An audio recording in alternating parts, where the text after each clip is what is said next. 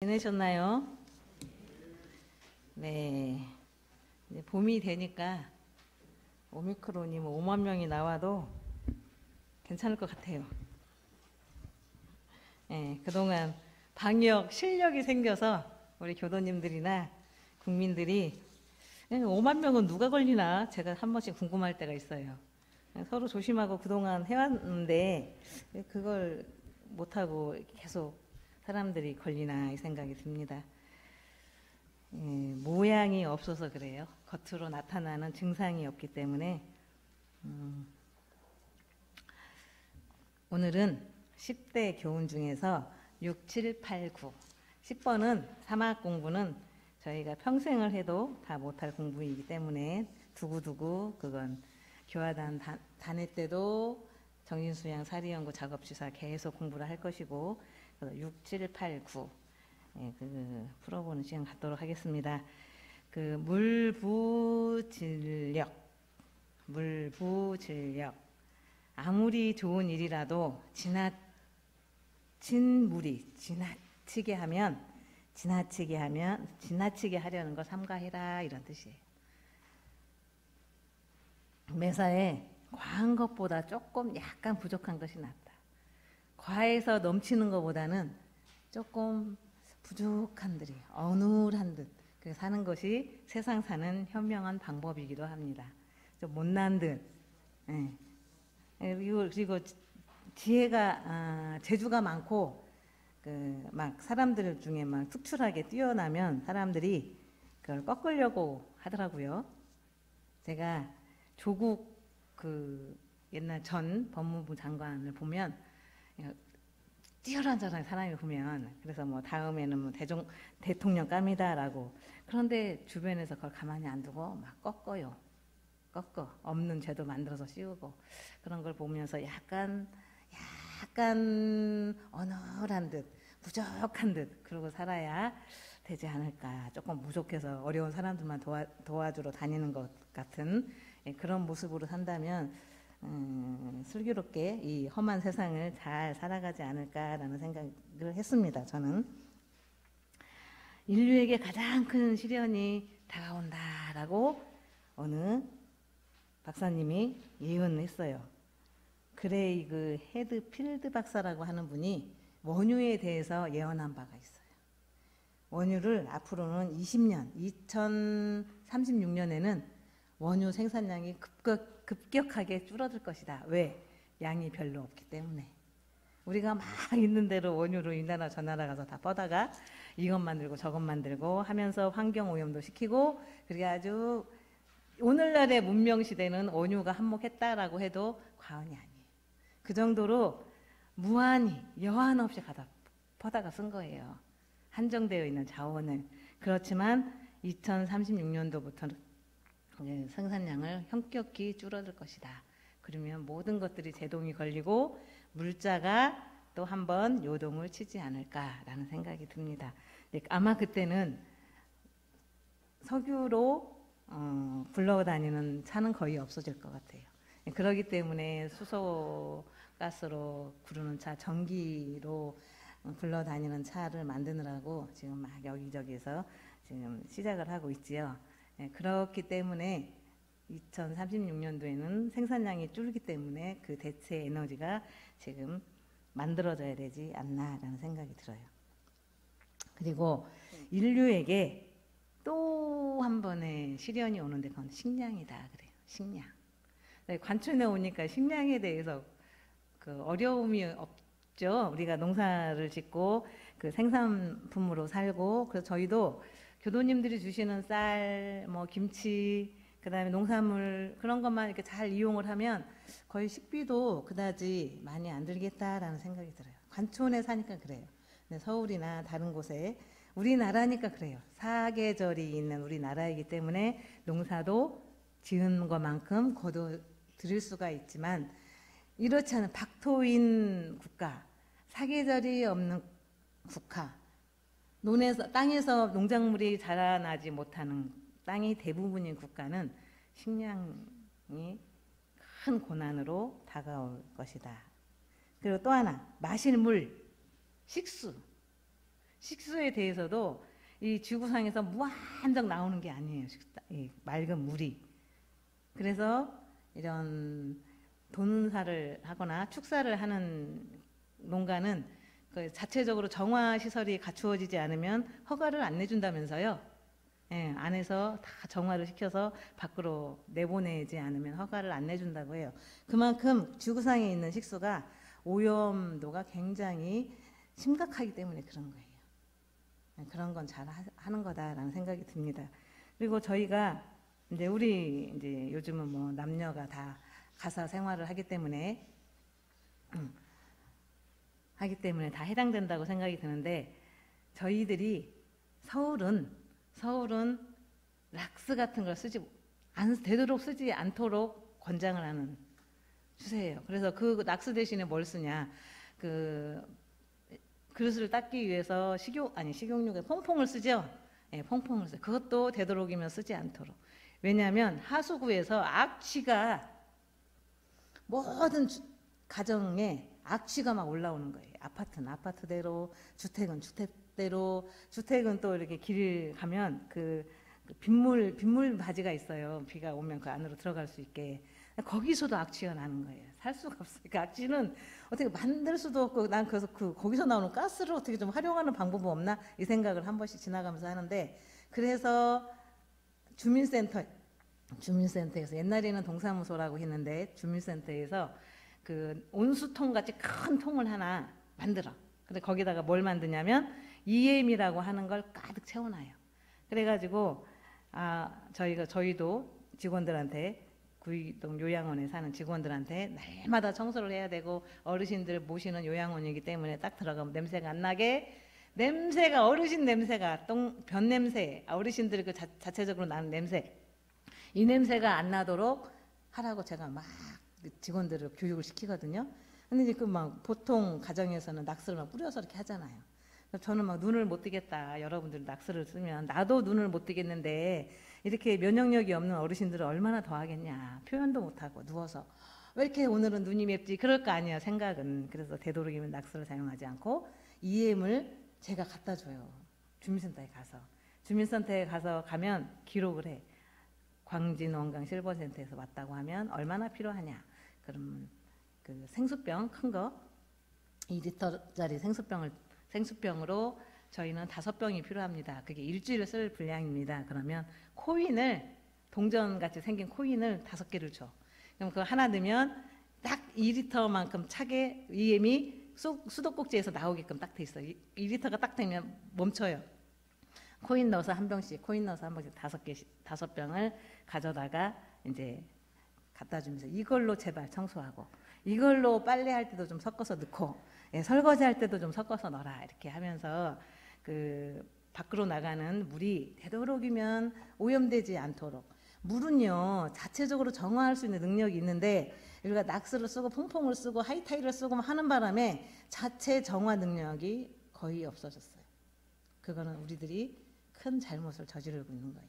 그래서 EM을 같이 하면 길 가던 그 길에서 나는 그 시궁창 냄새가 안 나. 거의. 예, 그렇습니다. 가정 싱크대에서 올라오는 냄새가 안 나요. 저희도 관청 교당도 이 주민센터에서는 그걸 안 맞는데요. 읍사무소에서는 도대체 어디서 만드나. 그러니까 이제 사람이 인구가 적기 때문에 그 심각성을 모르는데, 인구가 많이 모여 사는 게 대도시는 그게 심각해요. 그래서 저는 다른 교당에서 1,000원씩, 한 병에 1,000원씩 주고 사가지고 저는 사용을 합니다. 설거지 할 때도 EM을 섞어서 설거지를 하고 그렇게 하고 있어요. 그것은 천지배은 행위예요. 퐁퐁을 마구잡이로 쓰고 락스를 가서 부다시피 하는 건 천지은에 대한 배은 행위지 보은 행은 아니겠다, 그 생각이 들어요. 에너지 고갈, 제가 말씀드린 것처럼 석유 20년, 석탄 200년, 천연가스 100년. 천연가스는 아직 개발하지 못했기 때문에 100년으로 보는 거예요. 네, 석유나 석탄은 그 타고 나면 연소되면 환경을 오염시키는 것들이 너무 많이 나와요. 어마어마한 그 자세한 용어들은 설명하면 서로 어렵고, 교무님 설교는 어렵다는 말을 또 하시게 되니까 그냥 생략하고, 그래서 이 연소가 되면 그 오염 물질이 무한히 많이 나오는데 배출이 되는데, 천연가스는 탄화수소로 만들어진 거예요. 탄화수소. 탄화수소가 분해가 되면 물과 탄소로 이렇게 분해가 되면서 환경에 오염이 되는 것이 별로 없어요. 탄소가 나오면 누가 먹어요? 식물이 먹어요. 산소는 우리가 호흡을 해서 우리가 먹고 살잖아요, 산소는. 그리고 탄소는 식물이 먹고 산소를 만들어줘요. 그리고 우리는 그 식물이 만들어준 산소를 마시고 탄소를 내뱉고 이렇게 되거든요. 그러니까 천연가스가 탄소하고 물로 분해가 딱 되기 때문에 이 환경을 오염시키거나 그러진 않는다. 그리고 천연가스는 공기보다 낮다, 높다. 높아요.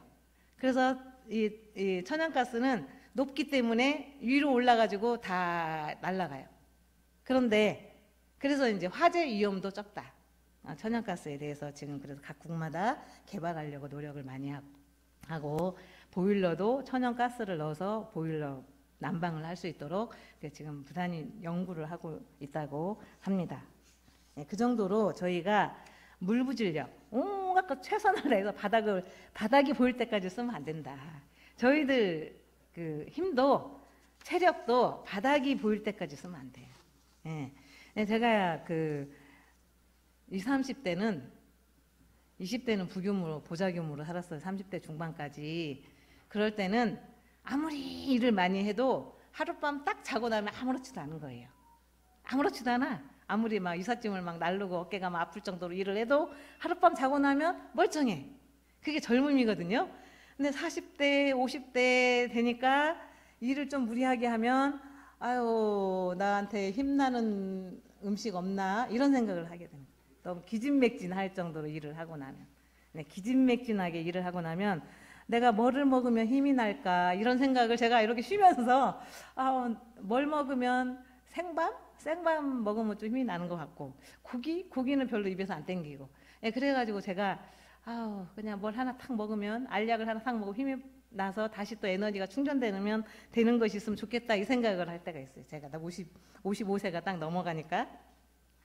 그런 것처럼 우리 사람들이 가지고 있는 에너지도 소진시키면서까지 살 건 없다. 충전시키고 남겨서 언제까지? 100세까지 끌고 가야 되니까.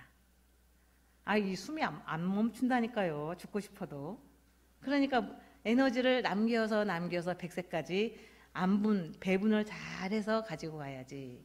아무리 인삼을 산에서 생으로 캐다가 먹어도 이제는 몸에서 흡수도 못하고 에너지가 젊었을 때처럼 나오지 않는 것 같아요. 물부질력 하면 저는 그 생각이 납니다. 의불가독식. 그거는 의로움이란 홀로 차지 않고 함께 나누는 것이다. 그런 것이 의로운 거다. 홀로 차지 않아요. 저희는 어릴 때부터, 저희가 6남매인데 어릴 때부터 요만큼 간식을 사다 주면서 똑같이 나눠 먹어라 이러셨어요. 저희 부모님이. 그래서 저는 뭐가 생기면 나눠줘. 이렇게 어린이집 선생님들은 10명이니까 10명 먹을 거 이만큼 나눠주고, 우리 조교무는 잘 안 먹으니까 이만큼 주고, 저는 또 이걸 식량으로 먹으니까 이만큼 가져. 똑같이 이렇게 배분을 해가지고 그걸 버리는 일이 없이 이렇게 나누어 주는, 그것이 집안에서 전 교육을 받고 집에서 교육을 받고 나온 사람이에요, 저는.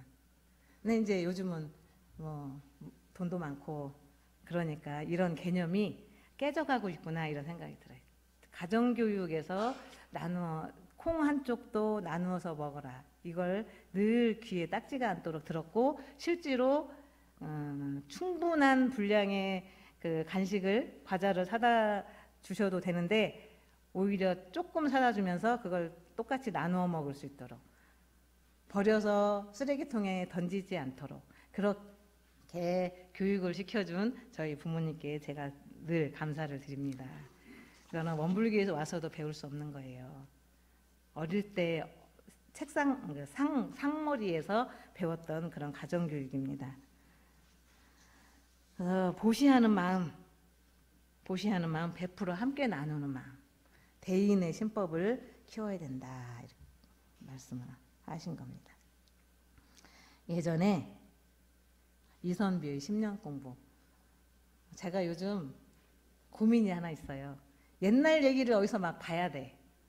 설교 시간에 재미가 없다고, 어렵다고 옛날 얘기를 많이 해달라고 하니, 옛날 얘기를 제가 옛날에 살아본 적도 없고, 그러니 옛날 얘기 책을 막 보고 인터넷을 찾아서 보고, 요즘 그런 거 살아요. 제가 옛날 얘기 찾아서 산만리. 이선비라고 하는 분이 10년 동안 공부를 하겠다 그랬어요. 부인한테. 내가 10년간 주역 공부를 하려고 하는데 내가 살림을 가사를 돌보지 못하니 자네가 나 대신 살림을 끼니를 이어갈 수 있도록 할 수 있겠냐고. 그러니까 부인이 한번 해보겠다고 그래요. 한번 해보겠다고. 그러면서 시작을 해요. 그렇게 하면서 7년이라는 세월이 지났는데 집안에 있는 살림살이 하나씩 내다 팔고 삭바느질 하면서도 하고, 그리고 하다가 나중에는 7년이라는 세월을 혼자 그렇게 가사 살림을 이어가고, 또 이선비는 뭘 하냐면 방 안에 탁 들어서 문을 딱 잠궈. 그리고 밥하고 반찬만 들어올 수 있게 요만한 구멍만 하나 내요. 그래서 그쪽으로 끼니가 되면 밥이 들어오고 반찬이 되면 그거 먹고 내놓고, 그래서 꼼짝도 않고 책을 보는 거예요. 10년 동안 보려고 작정을 하고. 그러니까 어느 날은 7년이 지나고 어느 날은 밥이 안 와. 먹어야 되는데 배는 고픈데 그 책을 보면 굉장한 에너지가 소모되거든요. 왜냐하면 집중해서 봐야 되니까. 그 옛날에는 더 어려운 한자 그걸 막 해석을 하면서 봐야 되니까 밥이 안 와요. 그래서 왜 밥이 안 들어오지? 그래서 그 요만한 구멍 뚫은 데를 쳐다보니까 어떤 스님이 문 앞에 쓰러져 있는 거예요. 놀래가지고 문을 열고 나와서, 아니 스님 하고 봤더니 스님이 아니라 자기 마누라야. 부인이 머리까지 끊어서 팔아서 끼니를 있다가 5일 동안, 남편은 공부를 해야 되니까 밥을 주고 본인은 없는 살림에 자기까지 먹으면 안 되니까 5일 동안 굶었어요. 그러니까 기절을 한 거야. 힘이 없어서 기절하고 있어. 막 깨워가지고 어쩐 일이냐고. 이제는 더 이상 끼니를 이을 것이 없다. 내가 굶기를 5일을 했고 이제 머리까지 팔아서 했으니 더 이상 내가 해볼 수가 없다고. 그러니까 알았다고 하면서 이선비가 어디를 가냐. 이분이 이제 남산 밑에서 살았거든요. 서울 그 남산. 옛날에는 거기가 다 이렇게 논밭이었어요. 거기 살았는데 이선비가 알았다고 하면서 어딜 찾아가냐면 홍판서, 그 마을에 홍판서 집을 찾아가. 조금 넉넉하게 사는, 부유하게 사는 홍판서 집에 찾아가서, 아이고 우리가 먹을 끼니가 없으니 3만 냥만 꿔달라고 해요. 변통을 해주시오. 그러니까 또 두말 없이 이 이선비에 대한 그 인품을 아는 홍판서가 두말 없이 꿔주는 거예요. 그런데 이게 수레가 한두 수레 갖고 3만 냥을 가져갈 수가 없으니 수레를 좀 구하는 동안 시간이 좀 필요하다. 그래서 있는 수레를 다 구해가지고 반나절 동안, 한나절이 5시간이면 한 3, 4시간 동안 그 이선비네 집으로 계속 3만 냥의 그 돈을 갖다가 날르는 거예요. 날르고 이제 날라다 주니까 이선비가 그걸 다 받고 뭐라고 하냐면 부인한테 이제는 이걸로 살림을 할 수 있겠냐. 그렇게 해요. 해보겠다. 이 부인이 지혜로워요. 다른 사람 같으면 그 하나씩 빼다가 그냥 써버리고 마는데 이 부인은 싸고 물량이 많을 때는 농산물 같은 것도 많을 때는 많이 사놔. 그래가지고 창고에 저장해놨다가 비쌀 때 갖다 내다 팔고 이렇게 하더니 한 3년 만에 3만 냥은 물론 더 많은 돈을 버는 거예요. 그러니까 이제 3년, 자기가 이제 10년 동안 주역 공부를 하기로 했으니까 3년 하면 10년이잖아요. 3년 동안 이선비가 공부를 한 다음에 그 지금 가지고 있는 돈을 다 갖고 오라 그래. 수레에다 싣고 홍판서 집에 이제 갚으러 가야 되죠. 그동안 벌기도 하고 했던 그런 모든, 자기네는 먹고 살았고 또 3만 냥 원금 만들어놨고 또 남은 돈을 전부 수레에 싣고 홍판서 집에 갖다 줘요. 3만 냥을 꿔줘서 내가 3년 동안 걱정 않고 우리 두 식구가 먹고 살았고 그래서 감사해서 이제 이렇게 갖고 왔다고. 3만 냥뿐만 아니라 이 3만 냥으로 인해서 번 모든 돈을 싣고 갖다 줘요. 그러니까 홍판사가 뭐라고 하냐면 나는 자네한테 3만 양을 꿔줬는데 내가 왜 이 나머지 돈까지 받냐? 나는 원금만 받겠다. 그래요. 원금만 받고 나머지는 되돌려 주는 겁니다. 이선비는 어떻게 했겠어요? 집을 팔고 어디로 들어가냐면 강원도 꼴짜기 마을로 들어가요. 그렇게 해서 싼 땅을 사고 개간을 하고 농토를 사서 그 마을, 어렵게 사는 마을 주민들한테 싹 나눠줘. 누구처럼? 우리 대종사님처럼. 예, 그래가지고 싹 나눠주고 거기서 이제 사는 거예요. 그 마을 사람들하고.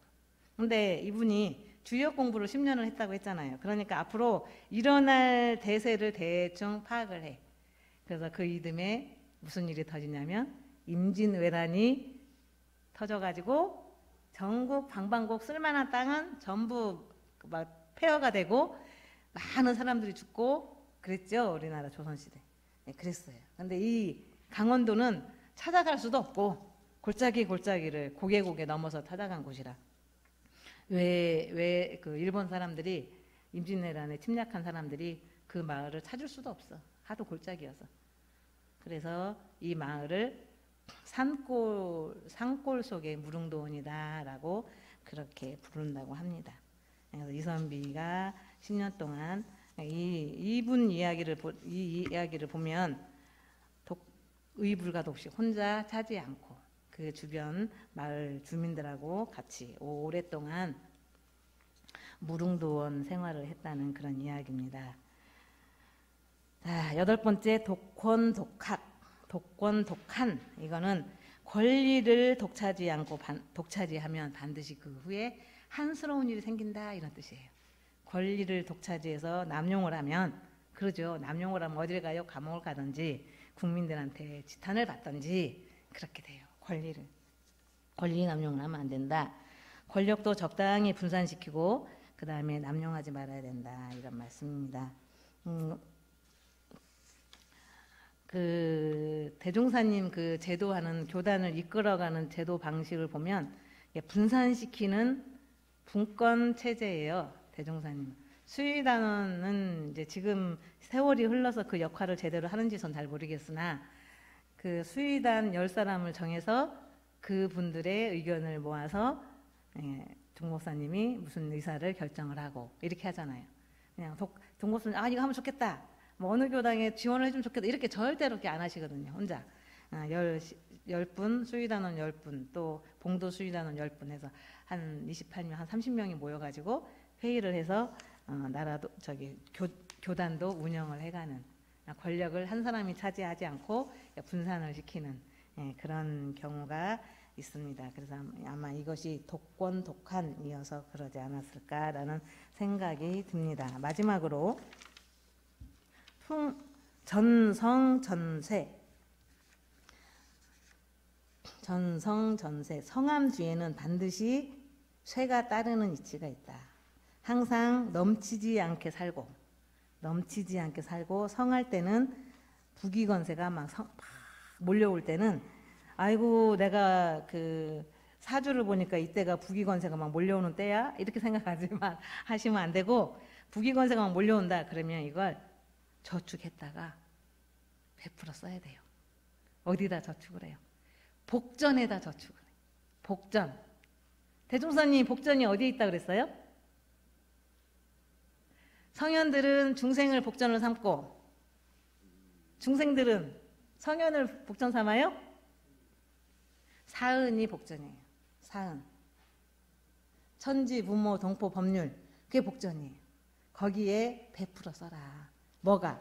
부귀건세가 막 몰려올 때 정신 못 차리고 막 흥청망청 쓰고 이럴 때 뭐 강남에 최고 비싼 아파트도 하나 사놓고 그러면 안 되고 사은에 베풀어 쓰는 복전에 저축을 하는 그래야 그 복이 무궁무진한다. 이 한 생만 살 거 아니죠. 우리가 다음 생에 와서도 살아야 되고 그 다음 생에 와서도 살아야 되는데 누구한테 베풀어요? 아파트에 베풀면 나중에 아파트 그 깡통처럼 다 비어 있으면 인구가 아파트는 많이 지는데 인구는 확 줄어들어. 그럼 그 아파트가 어떻게 돼요? 텅텅텅텅 비어요. 그래서 깡통 아파트라고 하는 거예요. 아파트가 깡통 아파트가 되면 몇십억을 거기다 투자를 했는데 남는 건 깡통. 누가 와서 들어와 살지도 않아요. 그렇게 되니까. 그건 복전이 아닌 거예요. 아니고 사은님께 사은이 복전이기 때문에 사은님께 베풀어 놓으면 다음 생에 와서도 내가 또 은연중에 도움을 받고 그 다음 생에 와서도 내가 또 은연중에 도움을 받고 이럴 수 있는 거다.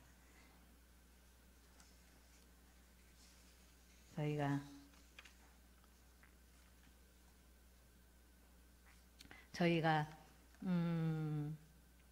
흥하면 진리가 그래. 흥하면 반드시 망하고 지금 계속 역사가 이렇게 돌고 돌아서 오늘 우리 대한민국이라고 하는 나라에 이렇게 왔는데 흥하면 반드시 망해요. 그래 왔어요 역사가. 그리고 성하면 막 풍성해지면 언젠가는 쇠하고 막 길한 일, 좋은 일이 막 몰려오면 언젠가는 흉할 때가 있고 이게 반대인데 흥망성쇠 기륭화복 화가 막 몰려올 때는 언젠가는 화가 닿으면 복이 와. 그리고 태어나면 반드시 죽어요. 죽으면 반드시 나와요. 태어나요.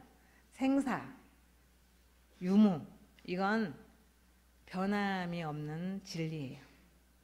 기륭화복, 흥망성쇠 기륭화복 생사유무. 그래서 중도행을 하라. 우리는 그러한 진리가 있기 때문에 우리는 살면서 중도행을 해야 된다. 이렇게 말씀하십니다. 다른 건 다 몰라도 흥망성쇠 기륭화복 생사유무 이거는 외우고 다니시면 좋을 것 같아요. 생사 내가 이렇게 몸이 아파.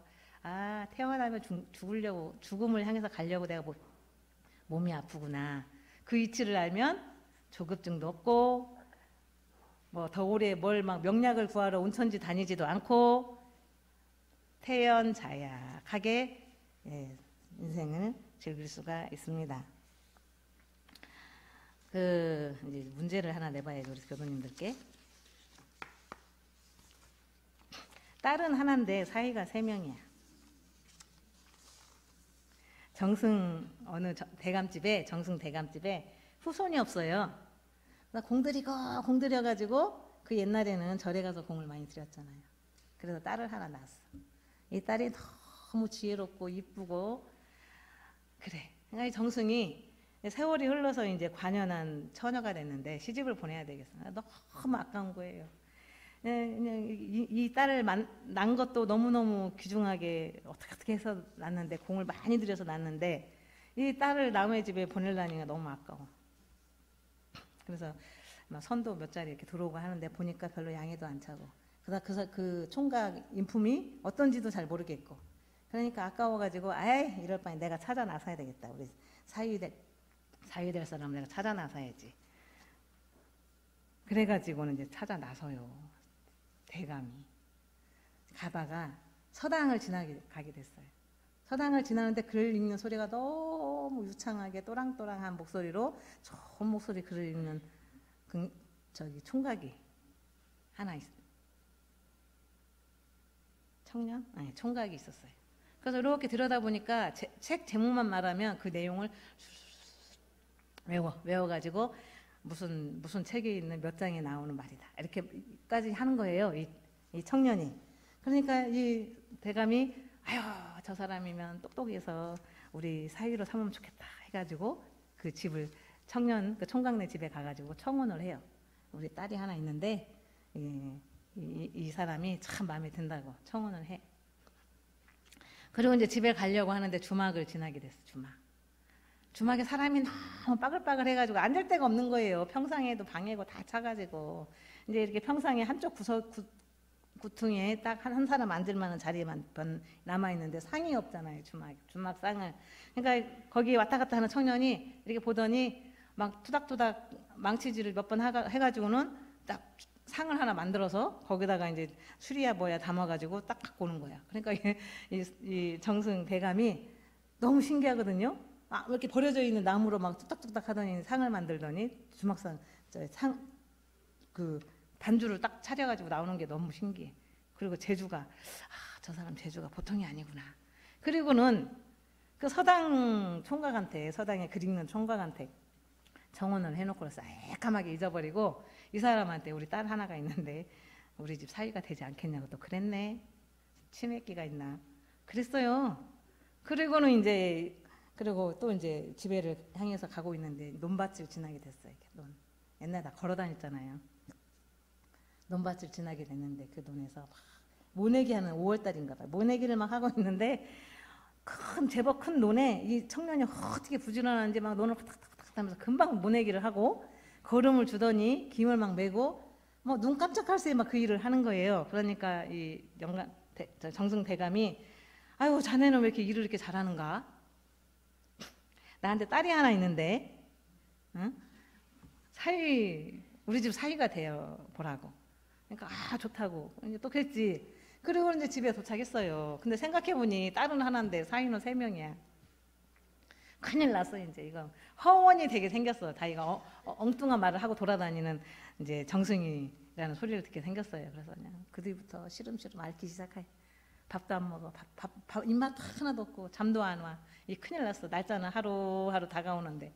그래서 막 끙끙거리고 있으니까 딸이 아버지 며칠 밖에 나갔다 오시더니 왜 그렇게 끙끙거리고 무슨 근심 걱정이 있냐 그랬더니 아버지 대감이 말을 해요. 내가 여차여차해서 사위로 세상에 3명이나 만들어 놓고 왔다. 언제 그 3명이 들이닥칠 건데 큰일 났다. 그러니까 이 딸이 지혜롭다고 했잖아요. 아버지 걱정하지 마요. 걱정하지 마세요. 내가 내 일 때문에 일어난 일이니까 내가 그 일을 해결하겠다. 그래요. 그러니까 이제 아유 그럼 어떻게 해결하려고 그러나 이제 아버지는 그러고 있는데 그날 청년이 3명이 같은 날 같이 왔어. 우리 아버지가 여차여차해서 이렇게 실수를 했으니 그 실수한 거에 대해서는 일단 미안하다고 생각한다. 그렇다고 여기서 누구 하나를 뽑아서 내가 혼례를 할 수는 없고 3년이라는 기간을 줄 테니 본인이 가지고 있는 능력을 더 개발을 해서 3년 후에 이 날짜에 만나자 그랬어요.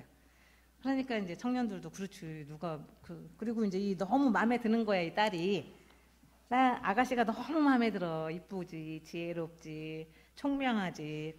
그러니까 알았다고 우리 3년 후에 다시 오겠다. 그리고 이제 총각 1은 서당에 만난 1번은 그때부터 이제 주역 뭐 이런 책을 막 공부를 해요. 그래서 내가 내 능력을 키워봐야지. 이 공부 잘하고 총명한 걸 활용해서 능력을 키워봐야 되겠다. 그래서 막 주역 공부를 막 해. 3년 동안. 총각 2는 뭐 만들기를 잘한다 그랬죠? 뭐 만들기를 잘하니까 멍석을 만드는데 하늘을 날아다니는 멍석을 만들어요. 옛날 얘기니까 그런 말이 하지. 하늘을 나는 멍석을 만들어요.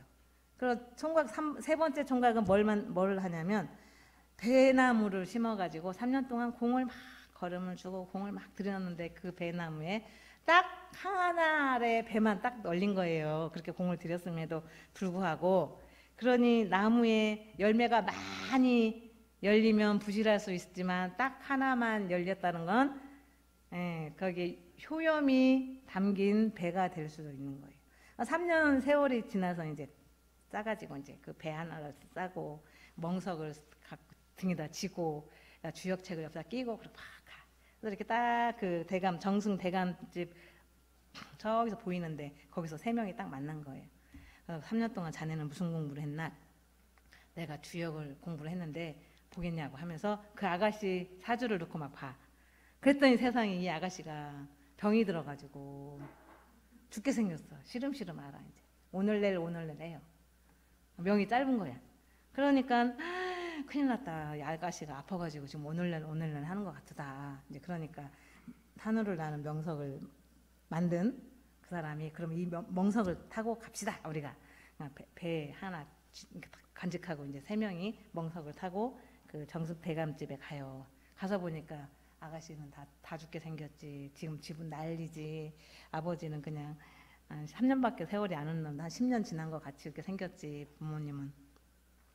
그래서 이제 그 배 농사 지은 사람이 배를 잘 갈아가지고 그걸 먹이니까 아가씨가 힘이 하나도 없다가 그 배즙을 먹고 살아나요.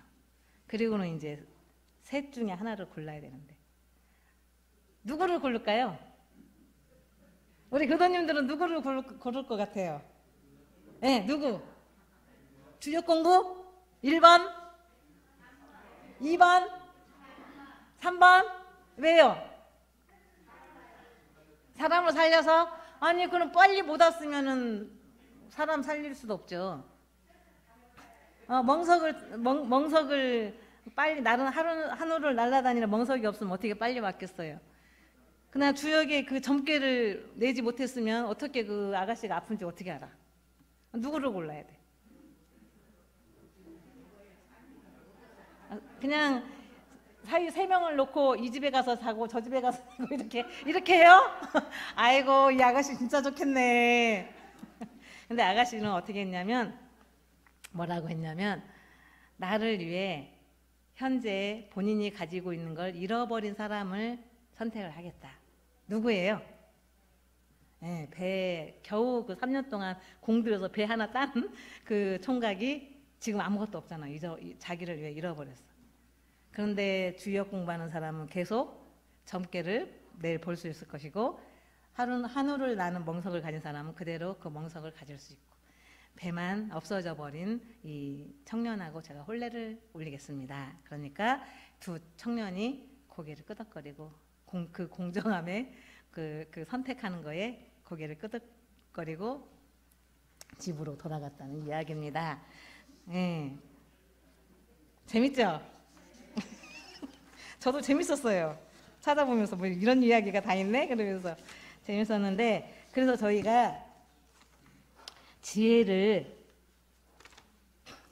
갖고 살아야 된다는 것이 더 중요하다는 걸 알 수가 있습니다.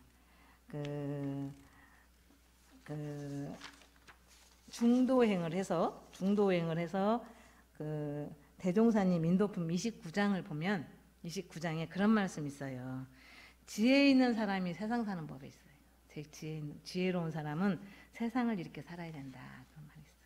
10분의 6만 뜻에 맞으면 만족하고 감사해라.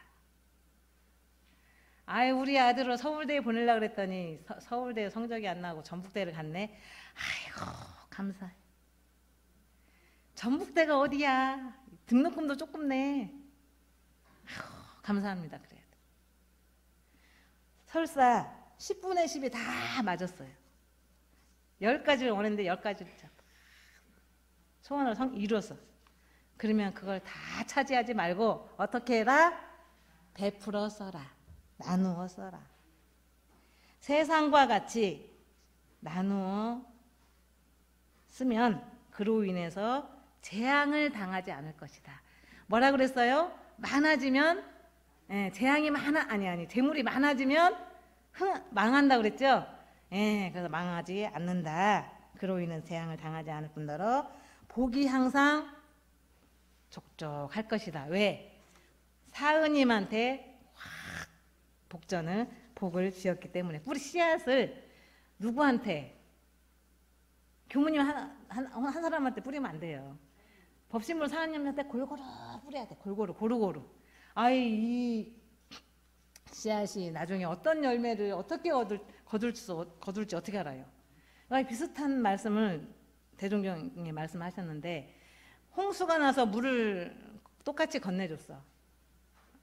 선비 3명한테 똑같이 건네줬는데 나중에 갚는 거 보니까 다르더라. 능력에 따라.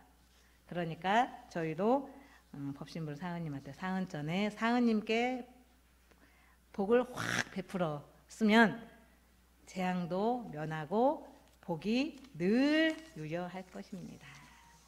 네, 대종사님 법문과 정산종사님 법문, 대산종사님 10대 법문 그걸 잘 가슴에 다 간직하시고 어떻게 살자고요? 복은 나누어 쓰고 재앙은 면하면서, 그리고 큰 재앙을 나누어 쓰면요 그 재앙이 작아져 가지고 저한테는 극복할 수 있는 정도의 크기로 와요.